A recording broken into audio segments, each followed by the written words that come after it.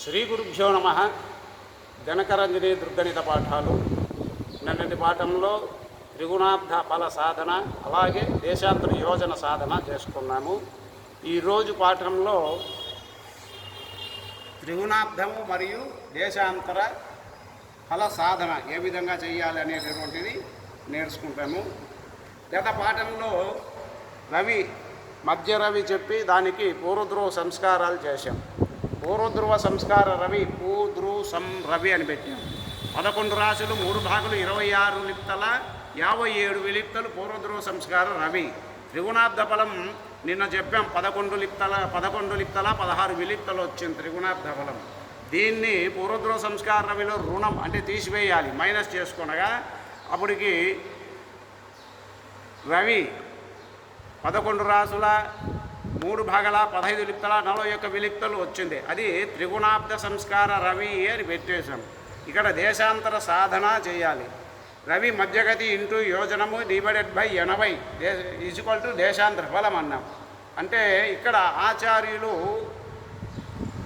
రవి గ్రహాల మధ్యగతులు చెప్పకుండా డైరెక్ట్గా గ్రహాల మధ్యగతులే నేరుగా ఇచ్చేశారు. వారు ఏ విధంగా సాధన చెప్పలేదు. మిగతా గ్రంథాల్లో రవి మధ్యగతి, గణకానందలో రవి మధ్యగతి ఏ విధంగా సాధన చేయాలా, మిగతా గ్రహాలకు మధ్యగతి ఎంత అనేది చెప్పింది.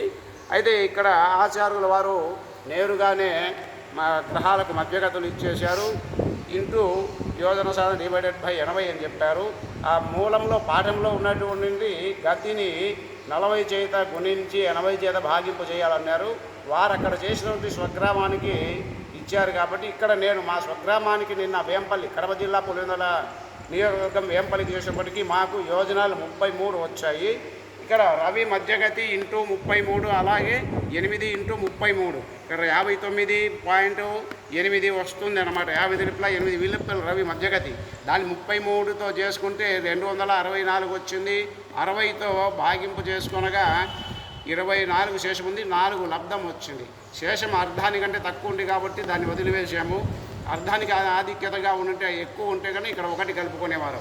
ఇక్కడ 19 ఇది ఇక్కడ వేసుకొనగా 59 ఇంటూ 33 వేసుకుని 1947 భారత స్వాతంత్ర దినోత్సవం సంవత్సరం ఏదైతే ఉందో అది వచ్చింది ఇక్కడ.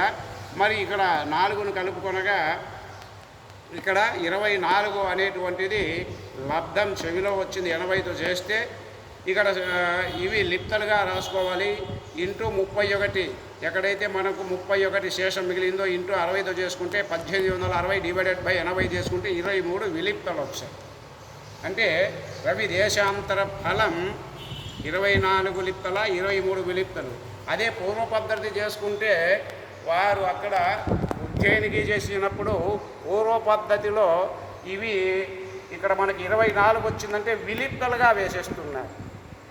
పూర్వ పద్ధతి 24 వచ్చినప్పటికి విలిప్తలుగా వేసేసి శేషాన్ని వదిలిపెడుతున్నారు. అయితే అది 100 సంవత్సరాల నాటిది కాబట్టి సంస్కారం చేసుకొని వచ్చిన బీజాన్ని కలుపుకోవాలి అని చెప్పారు.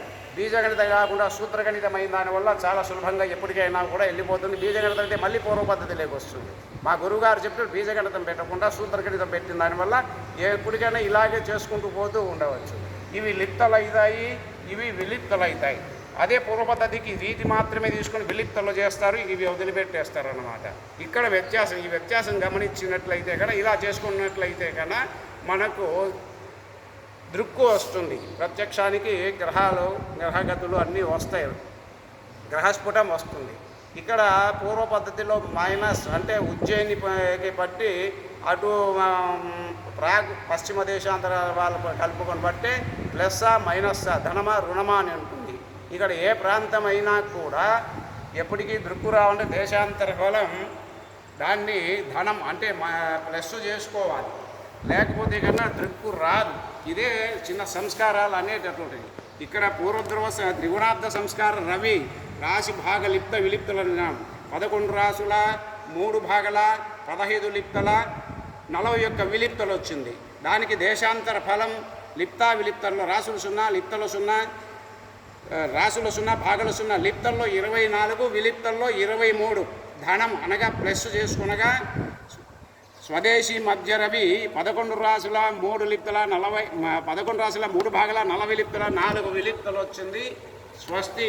వచ్చే పాఠాల్లో రవి స్ఫుటం ఎలా చేయాలి అనేటువంటిది తీసుకుంటాము. మీ ఇంద్రగంటి ప్రసాద్ శర్మ సిద్ధాంతి. జై సనాతన ధర్మ. నమస్కారాలు.